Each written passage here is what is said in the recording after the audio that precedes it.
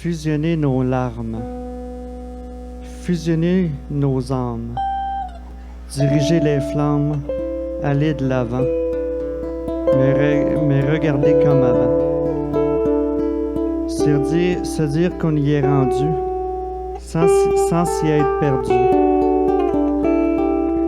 Y voir les plus grandes bontés, sans s'y être réellement habitué. Que dire des gens autour de nous qui seraient vraiment prêts à tout, même de nous rabaisser ceux sur qui nous croyons pouvoir compter. Les mentalités changent et évoluent, pas nécessairement pour le mieux, bien entendu. Parfois, c'est bien pour le pire.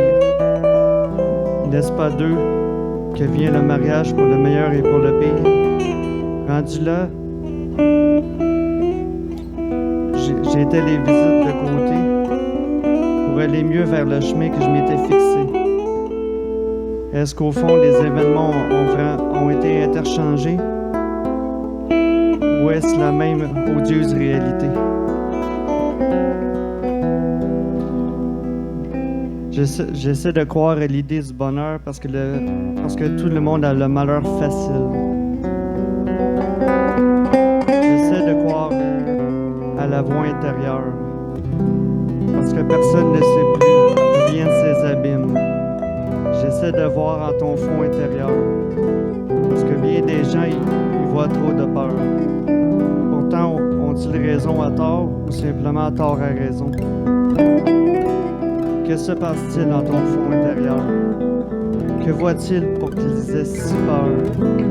À raison ou à tort, une si grande pression? Amener à mauvais port, autant simple impression, de déjà lu, de trop souvent revu, mais jamais vécu, seulement trop bu.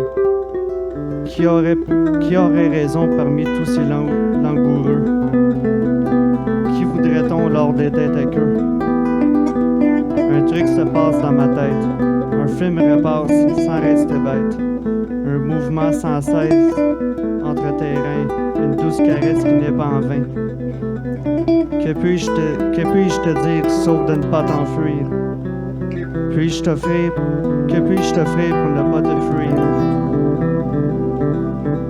C'est sans doute cette certitude qui met en doute mes inquiétudes, qui vient sans source bénir ta gratitude lorsque la fin ressource de notre douceur perdure.